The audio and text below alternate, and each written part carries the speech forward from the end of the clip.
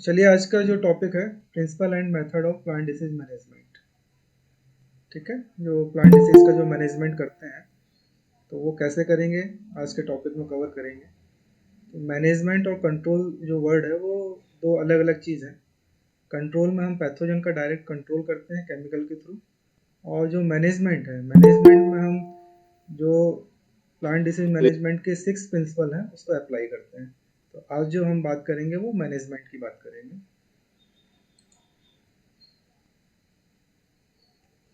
ये देखिए, plant disease management के 6 प्रिंसिपल होते हैं। सबसे पहला जो है वो अवॉइडेंस ऑफ पैथोजन। सेकंड जो है एक्सक्लूजन ऑफ पैथोजन। थर्ड जो है इरेडिकेशन ऑफ पैथोजन। फोर्थ जो है प्रोटेक्टिव मेजर है।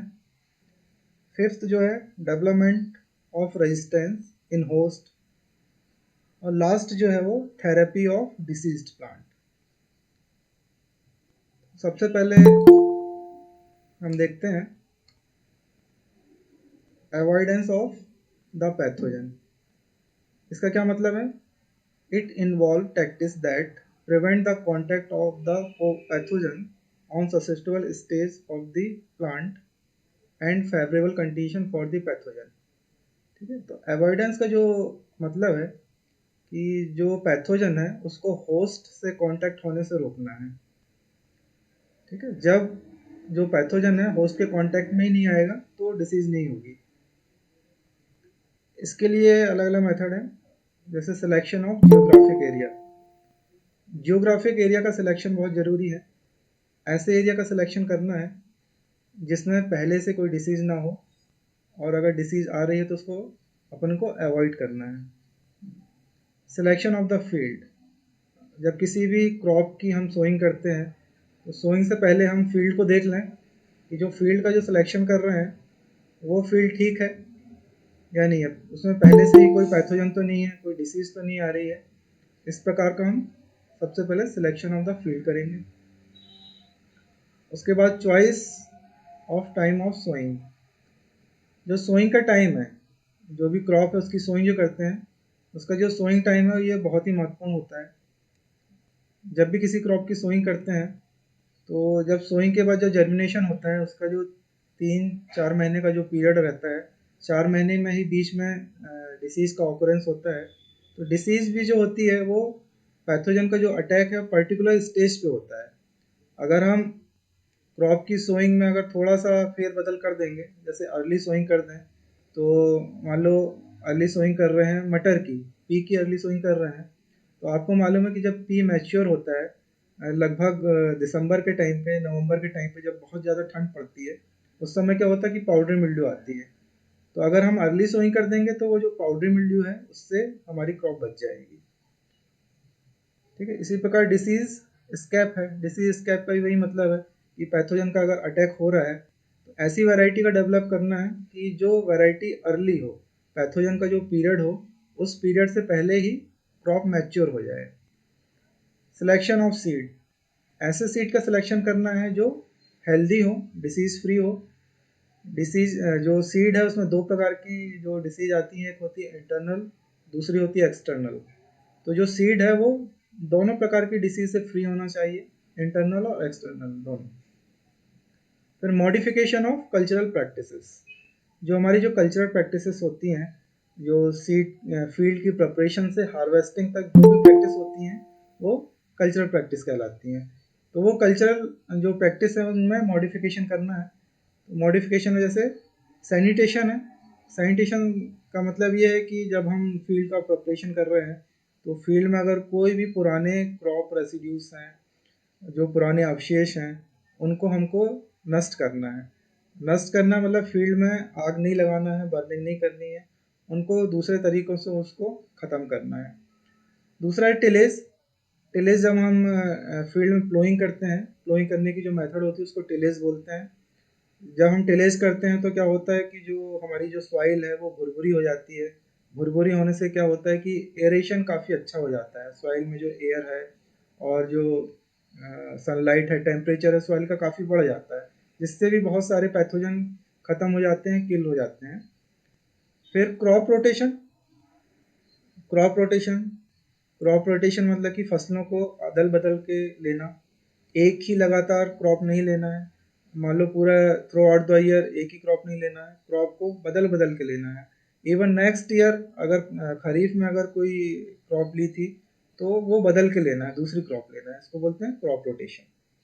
मिक्स्ड क्रॉपिंग, मिक्स्ड क्रॉपिंग का मतलब है अपने को सोल क्रॉप नहीं लेना है। एक फील्ड है अपना, तो फील्ड में ये नहीं कि पूरा गेहूं की फसल ले रहे हैं, गेहूं के साथ साथ हम चना भी लगा सकते हैं उसमें, ठीक है। चने के साथ और जो दूसरी जो कॉम्पिटेबल उसकी जो क्रॉप है वो उसके साथ अपन लगा सकते हैं, वो मिक्स्ड क्रॉप हो जाएगी। इंटर क्रॉप, इंटर क्रॉप भी ऐसा है कि एक जो बड़ी हाइट की क्रॉप है, एक छोटी हाइट की क्रॉप है, ये सब आपस में मतलब लगा देंगे, तो उससे होगा ये क्या कि अगर अलग अलग स्पीसीज की क्रॉप होंगी तो जो एक स्पीसीज में जो पैथोजन लगता है या एक क्रॉप में जो पैथोजन लगता है वो दूसरी क्रॉप में नहीं लगता है। तो जब दो अलग अलग होस्ट होंगे, दो अलग अलग क्रॉप होंगी तो पैथोजन का अटैक नहीं होगा। स्पेसिंग, जो क्रॉप है, क्रॉप की जो स्पेसिंग है, जो साइंटिस्ट जो द्वारा जो रिकमेंडेड है उसी स्पेसिंग को फॉलो करना है। स्पेसिंग अगर हम कम कर देते हैं, लाइनें पास पास कर देते हैं या प्लांट बहुत पास पास रहता है तो क्या होता है, प्लांट की जो कैनोपी है वो बहुत ज़्यादा पास हो जाती है, और जो प्लांट प्लांट का जो नीचे वाला एरिया है, प्लांट का जो नीचे वाला एरिया है, प्लांट का नीचे वाला जो एरिया है उसको क्या होता है, काफ़ी मॉइस्चर रहता है जिससे पैथोजन का अटैक काफ़ी होता है। फिर मेथड ऑफ सोइंग, सोइंग की मेथड भी काफ़ी डिपेंड करती है पैथोजन को अवॉइड करने के लिए। सिलेक्शन ऑफ हेल्दी सीड, ऐसे सीड का चुनाव करना है जो हेल्दी हो। उसके बाद adjustment of planting time, planting time का भी एडजस्टमेंट करना है।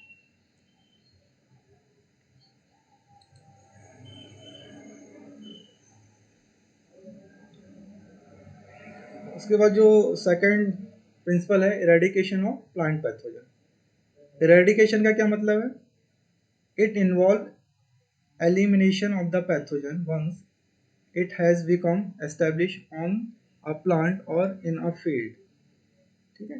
पैथोजन को अपने फील्ड में एस्टेब्लिश होने के पहले ही एलिमिनेट कर देना है। अपनी फील्ड है, अगर फील्ड में कोई पैथोजन आ रहा है तो पैथोजन को आने से पहले ही उसको एलिमिनेट करना है, आने ही नहीं देना है, उसको इरेडिकेशन बोलते हैं।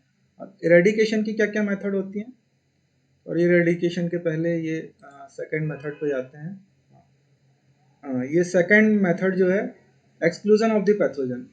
एक्सक्लूजन का क्या मतलब है, preventing the entry and establishment of the pathogen in uninfected crop in a particular area। एक एरिया है जिसमें कि कोई क्रॉप लगी है, उसमें पैथोजन की एंट्री को रोकना है, ठीक है।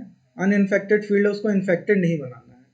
तो जो अनइन्फेक्टेड फील्ड है या क्रॉप है उसको किन तरीक़ों से अपन कर सकते हैं, सीड ट्रीटमेंट, जो सीड हम लेके आ रहे हैं उसका प्रॉपर सीड ट्रीटमेंट करेंगे।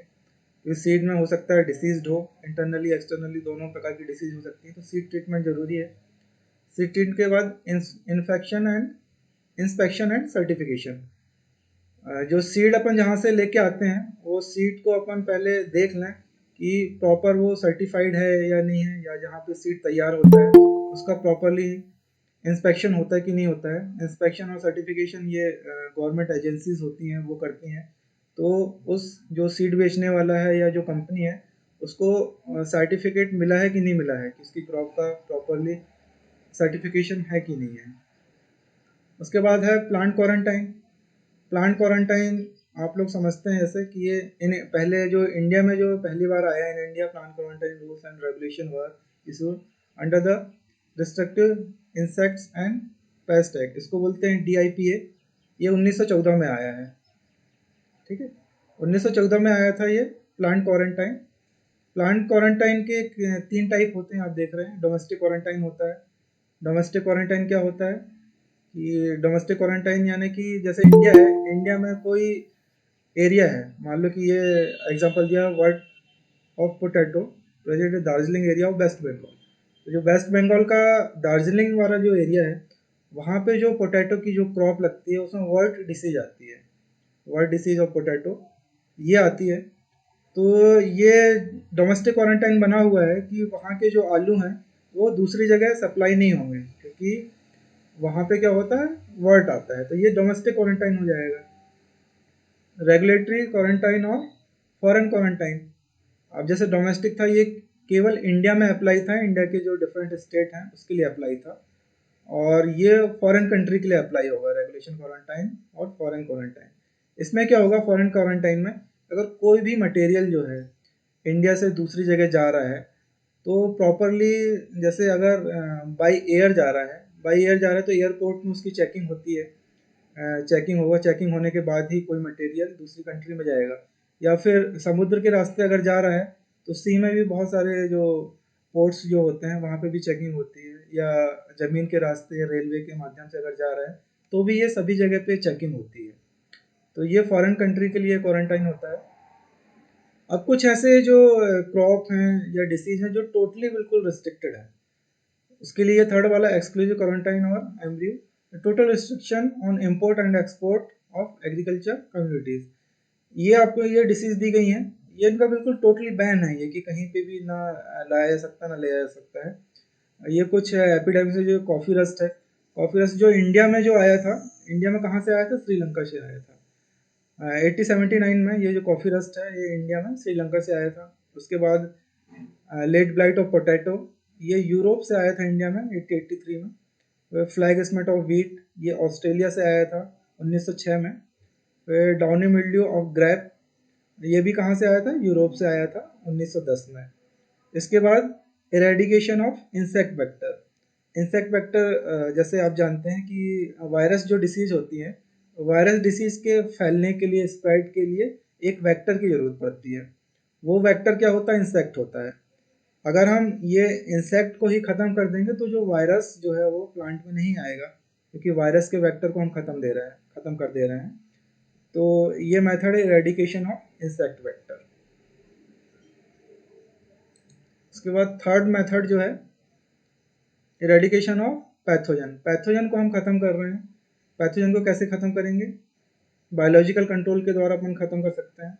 बायोलॉजिकल कंट्रोल क्या होता है, biological control is a principle eco friendly cultural method for controlling the plant disease with the help of bio control agent. ठीक है, जो माइक्रो ऑर्गेनिज्म है उसका जो कंट्रोल कर रहे हैं वो किसके द्वारा कर रहे हैं, बायो कंट्रोल एजेंट के द्वारा। एक जो एजेंट है, एक जो माइक्रोब्स है दूसरे माइक्रोब से ख़त्म कर रहे हैं, या दूसरे इंसेक्ट पेस्ट से ख़त्म कर रहे हैं, जिससे क्या हो रहा है कि ये इको फ्रेंडली है, मतलब जो एनवायरनमेंट है उसको भी किसी प्रकार का नुकसान नहीं हो रहा है। तो ऐसी जो मेथड है उनको बोलते हैं बायोलॉजिकल मेथड। अब बायोलॉजिकल कंट्रोल मेथड का एम्स क्या होता है, जो एम है ये 3 एम है, reduction of the inoculum of the pathogen. जो पैथोजन है पहले से ही सॉइल में है, उसको उस इनोकुलम को ख़त्म करना है, reduction of the inoculum. Second जो है reduction of infection of the host bye pathogen. ठीक है, होस्ट में अगर किसी पैथोजन का इन्फेक्शन हो रहा है उस इन्फेक्शन को कम करना है। Reduction of the severity of attack by the pathogen, अगर किसी पैथोजन का अटैक हो रहा है किसी प्लांट में उसको कम करना है, रिडक्शन। सेकेंड मेथड है क्रॉप रोटेशन। क्रॉप रोटेशन में भी जैसे क्रॉप को अपन रोटेट करके लगाएंगे, तो अगर किसी एक क्रॉप में कोई पैथोजन लग रहा है तो वो दूसरी क्रॉप में नहीं लगता है, तो क्रॉप रोटेशन अपनाना है। Removal and destruction of deceased plant and plant organ.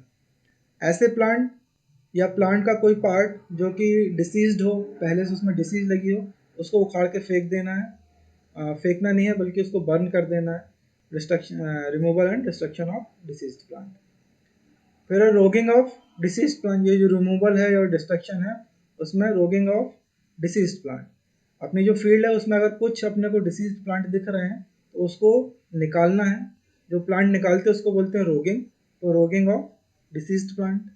उसके बाद जो सेकेंड मेथड है eradication of alternate and collateral host. अब ये दो प्रकार के होस्ट होते हैं, अल्टरनेट और कोलेट्रल होस्ट।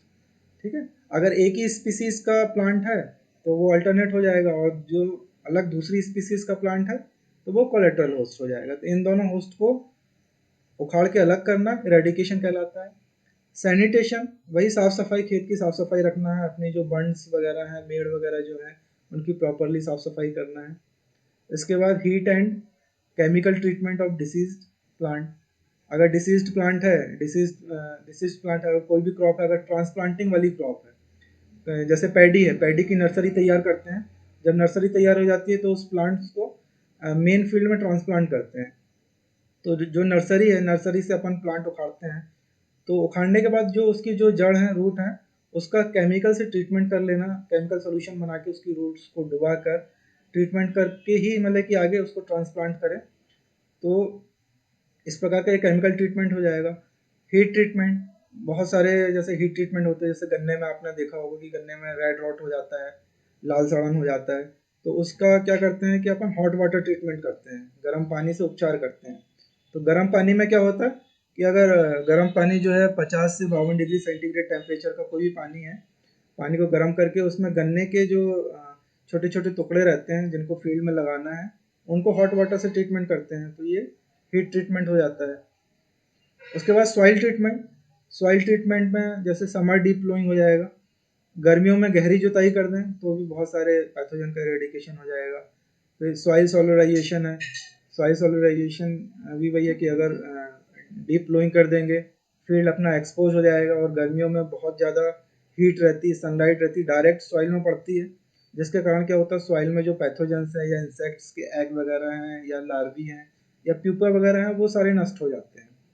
उसके बाद यह फ्लडिंग ऑफ दी फील्ड, अपनी जो फील्ड है उसमें अगर पानी भर देंगे, जैसे पैडी की क्रॉप जो रहती है उसमें पानी बिल्कुल भरा रहता है, तो फ्लडिंग से क्या होगा कि जो सॉइल है उसमें प्रॉपर एयर नहीं रहेगी। एयर नहीं रहेगी तो क्या होगा, जो एरेशन है, एयर के ना होने से जो सॉइल में जो माइक्रोब्स, जो हार्मफुल जो माइक्रोब्स हैं, वो ख़त्म हो जाएंगी क्योंकि उनको एयर नहीं मिलेगी। उसके बाद है सॉइल अमेंडमेंट। सॉइल अमेंडमेंट कुछ ऐसी जो क्रॉप्स जो होती हैं, हरे हरे चारे वाली जो क्रॉप होती हैं, उनको फूलने से पहले ही अगर हम पलटा दें, जैसे सने ढैचा लोबिया होता है, ये क्या होता है कि इनकी क्रॉप को अपन लगाते हैं और फूलने के पहले इनको पलट देते हैं, तो इस प्रकार ये सॉइल में अमेंडमेंट हो जाता है। फिर उसके बाद एप्लीकेशन ऑफ सॉइल फंजीसाइड्स, तो जो सॉइल फंजीसाइड्स हैं उनका भी एप्लीकेशन करना है। सॉइल फंजीसाइड्स में कुछ ग्रेन्यूल फॉर्म में फंजीसाइड्स होते हैं उनको, या डस्ट फॉर्म में जो फंजीसाइड्स होते हैं, तो क्रॉप की सोइंग के पहले ऐसे फंजीसाइड्स का एप्लीकेशन करना है।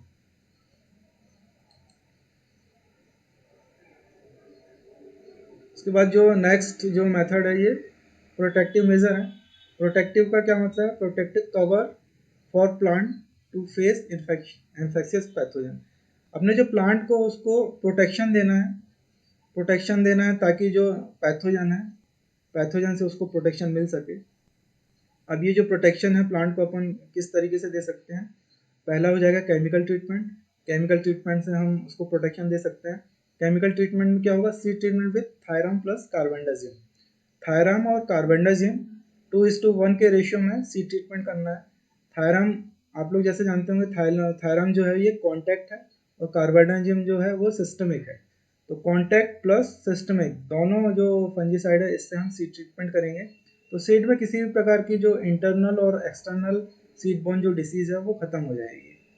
उसके बाद स्प्रे, मैनकोजेब का स्प्रे करेंगे। मैनकोजेब का स्प्रे अगर करेंगे तो ये क्या होता है कि जो लीफ में जो डिसीज़ आ रही है, लीफ स्पॉट हो रहे हैं, तो उनसे उनके अगेंस्ट में ये प्लांट को प्रोटेक्शन मिलता है, तो मैनकोजेब का स्प्रे करना है। उसके बाद जो सेकंड मेथड है, chemical control of insect vector. जो इंसेक्ट वेक्टर है, जैसे मैंने बताया कि जो वायरस हैं, वायरस को किसी ना किसी वेक्टर की ज़रूरत पड़ती है। तो वायरस जो होते हैं वो इंसेक्ट के माध्यम से ही प्लांट में आते हैं, तो जो इंसेक्ट वेक्टर है उनको ख़त्म करना है। उनको कैसे ख़त्म करेंगे, spray of the crop with systemic insecticide.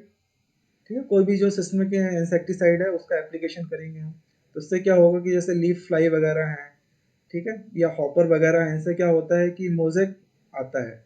जैसे आपने देखा होगा कि मूंग, उर्द और सोयाबीन में येलो मोज़ेक आता है, पूरी की पूरी क्रॉप क्या होती है, येलो कलर की, येलो कलर की हो जाती है। ये जो येलो कलर है किसके कारण होता है, येलो मोज़ेक वायरस के कारण। और ये जो वायरस है किसके कारण आता है, ये इंसेक्ट वेक्टर, ये जो इंसेक्ट हैं क्रॉप को चूसते रहते हैं, और चूसने के साथ साथ ही ये वायरस उसमें ट्रांसफ़र कर देते हैं। तो ऐसे इंसेक्ट वेक्टर को हमें ख़त्म करना है। फिर है मॉडिफिकेशन ऑफ एनवायरनमेंट। जो क्रॉप का जो एनवायरनमेंट है उसमें थोड़ा सा मॉडिफिकेशन करेंगे, ठीक है। Aeration in increase the crop canopy, ठीक है। अगर जो क्रॉप है, क्रॉप में जैसे कि अपन वीडिंग करते हैं, बीडिंग लेबर से अगर करवाएंगे, निदाई गुड़ाई जिसको बोलते हैं, तो प्रॉपरली निदाई गुड़ाई करवाएंगे तो उससे क्या होगा कि सॉइल जो है वो क्या होगी, उसमें एरेशन बढ़ेगा, सॉइल डिस्टर्ब होगी, एयर सॉइल में जाएगी और सॉइल के माध्यम से रूट में आएगी।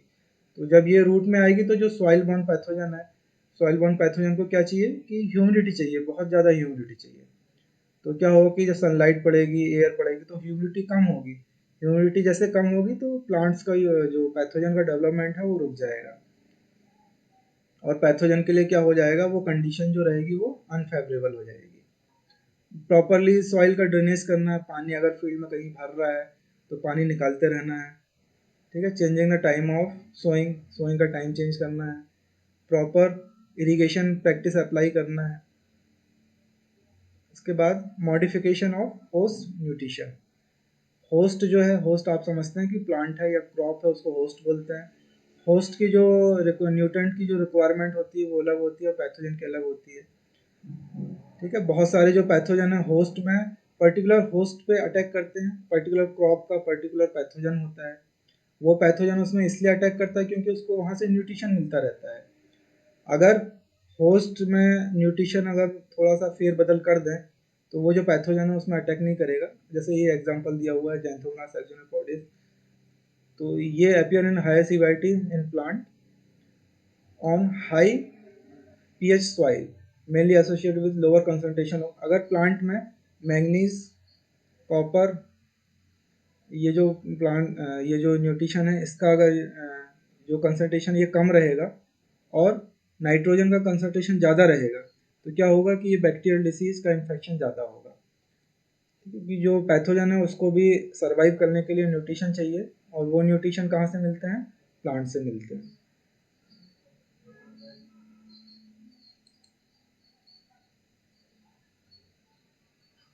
अगली जो मेथड है development of resistance in host.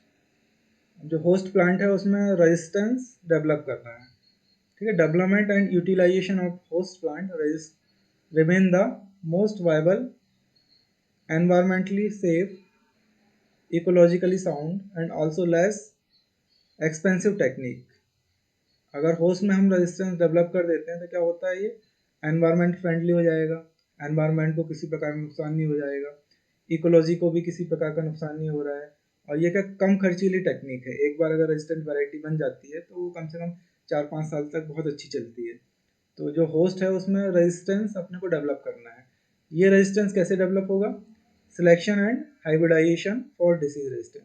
Disease resistance के लिए क्या अपने को सिलेक्शन करना पड़ेगा। सिलेक्शन का क्या मतलब होता है कि अगर अपने क्रॉप लगाई हुई है, क्रॉप में कोई डिसीज़ लगी हुई है, तो ऐसा नहीं होता है कि पूरे 100 प्लांट लगे हुए हैं 100 में ही डिसीज़ आती है। करीब अगर डिसीज़ आएगी भी तो 90% प्लांट में डिसीज़ आती है, 10% बच जाते हैं। तो ऐसे प्लांट का सिलेक्शन करना है जो बच गए हैं, और वो बचे इसलिए हैं क्योंकि उनमें उनके अंदर क्या था, रेजिस्टेंट पावर था। अभी एक एग्जांपल मैं आपको देता हूँ, जैसे अभी कोरोना वायरस चारों तरफ फैला हुआ था, तो सभी को कोरोना वायरस नहीं हुआ था, कुछ लोग उस वायरस से बच गए थे। वो क्यों बचे थे, क्योंकि उनमें रेजिस्टेंट पावर थी, रेजिस्टेंट पावर थी इसलिए वो बच गए। तो प्लांट में ही वैसे ही जो रेजिस्टेंट जिसमें है उनका सिलेक्शन करना है, उनका सिलेक्शन करके जब एक बार सिलेक्शन हो जाएगा फिर उसका हाइब्रिडाइजेशन करना है। हाइब्रिडाइजेशन मतलब कि एक जो अपने पास पहले से वैरायटी है जिसमें कि अच्छा ईल्ड आ रही है, बहुत अच्छी उपज आ रही है, लेकिन एक पर्टिकुलर डिसीज है जिसके कारण वो अटैक हो रही है, तो हमने एक जो स्पीसीज है वो सिलेक्ट कर ली, एक वैरायटी सिलेक्ट कर ली कौन सी, ज़्यादा ईल्ड वाली, और दूसरी अपन सिलेक्ट कर ले रहे हैं कौन सी, जिसमें कि ये पैथोजन नहीं लग रहा है, और दोनों का आपस में क्रॉस करवा देंगे, और क्रॉस करवाने के बाद जब F1 आएगा, F1 से फिर बैक क्रॉस करवाएंगे, ऐसे कम से कम 5-6 बार करेंगे। 5-6 बार करने के बाद निश्चित तौर पे जो सीड प्राप्त होंगे वो उसमें डेवलपमेंट रेजिस्टेंट हो जाएगी, और जो सीड अपने को मिलेगा वो डिसीज रेजिस्टेंट सीड मिलेगा, और जो वैरायटी जो डेवलप होगी वो डिसीज रेजिस्टेंट वैरायटी डेवलप होगी। फिर उसके बाद जो है रेजिस्टेंस थ्रू कीमोथेरेपी। कीमोथेरेपी का मतलब है कि application of systemic fungicides, nematicides and antibiotics on plant foliage और in the soil will create temporary resistance in the plant against the pathogen. ये जो फंजीसाइड्स हैं, नेमेटिसाइड्स हैं, एंटीबायोटिक्स है, अगर इनका स्प्रे अपन कर रहे हैं डिसीज के अगेंस्ट में, तो भी क्या होता है कि पैथोजन के अगेंस्ट उनको प्रोटेक्शन मिलता है, और पैथोजन वहाँ पे नहीं आता है। Resistance through host nutrition, host nutrition भी है। अगर प्लांट अपना जो क्रॉप है वो बहुत ज़्यादा हेल्दी क्रॉप रहेगी तो उसमें डिसीज का अटैक नहीं होगा। हेल्दी क्रॉप कैसे होगी? जब उसको अपन प्रॉपर न्यूट्रिशन देंगे, एनपीके जो है या फिर जो माइक्रो न्यूट्रिएंट्स हैं प्रॉपर उसको देते रहेंगे, तो क्या होगा, उसमें पैथोजन के प्रति रेजिस्टेंस पावर बढ़ेगी। तो होस्ट का जो न्यूट्रिशन है उसका भी अपने को ख्याल करना है।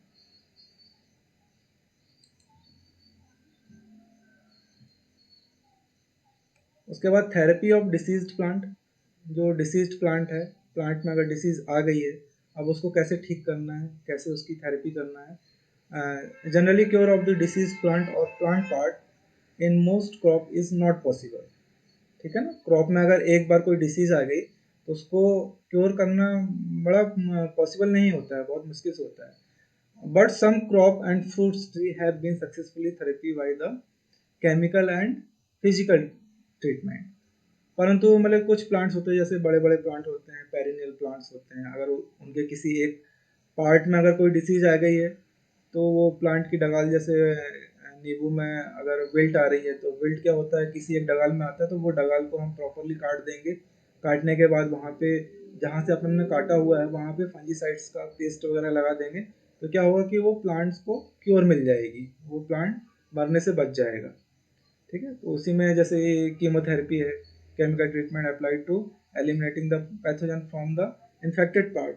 जो पौधा है या प्लांट है उसके इन्फेक्टेड पार्ट से पैथोजन को अलग करना है। ठीक है, the using chemical most systemic fungicide का यूज करते हैं, एंटीबायोटिक्स का यूज करते हैं। ठीक है, ऐसे केमिकल का यूज करना है जो प्लांट्स के लिए हार्मफुल ना हो। फिर उसके बाद आ गया हीट थेरेपी। हीट थेरेपी में जैसे बताया कि हॉट वाटर ट्रीटमेंट कर सकते हैं, हॉट एयर ट्रीटमेंट कर सकते हैं, फिर एरेटेड स्टेम थेरेपी कर सकते हैं, फिर मॉइस्ट हॉट एयर थेरेपी कर सकते हैं। ये सब अलग अलग थेरेपी हैं। जैसे हॉट वाटर ट्रीटमेंट है गन्ने में, मैंने बताया गन्ने में करते हैं, उसी प्रकार हॉट एयर से भी अपन कर सकते हैं। ठीक है, तो ये अलग अलग ही मेथड है। उसके बाद ये ट्री सर्जरी। ट्री सर्जरी का क्या मतलब है, जैसे अपने ह्यूमन बीइंग में भी होता है कि जैसे हाथ में अगर किसी प्रकार का फोड़ा हो गया या किसी प्रकार का इन्फेक्शन हो गया तो क्या करते हैं, उसको प्रॉपरली साफ करते हैं, डिटॉल से साफ करके उसमें केमिकल लगा देते हैं। केमिकल लगाने के बाद क्या, उसमें पट्टी वगैरह अपन बांध देते हैं। उसी प्रकार जैसे ट्री है, ट्री में भी अगर किसी प्रकार का इन्फेक्शन हो गया है, उसकी किसी डगाल में हमको इन्फेक्शन देखने को मिल रहा है, तो वो डगाल को हम प्रॉपरली काट देंगे। काटने के बाद क्या करेंगे कि जो कटा वाला हिस्सा है वहाँ पे जो फंजीसाइड है उसका पेस्ट बना के प्रॉपरली उसमें लेप लगा देंगे। जैसे बोर्डो पेस्ट का नाम आपने सुना होगा, बर्गंडी मिक्सचर है, ये सारे मिक्सचर अवेलेबल हैं। तो इनको वो जो कटी हुई डगाल है और जो घाव जहाँ पे बना हुआ है वहाँ पे पेस्ट लगा देंगे, जिससे क्या होगा कि इसे इससे मतलब कि पैथोजन के प्रति रेजिस्टेंट पावर बढ़ेगी और पैथोजन का इन्फेक्शन नहीं होगा। इसे बोलते हैं ट्री सर्जरी।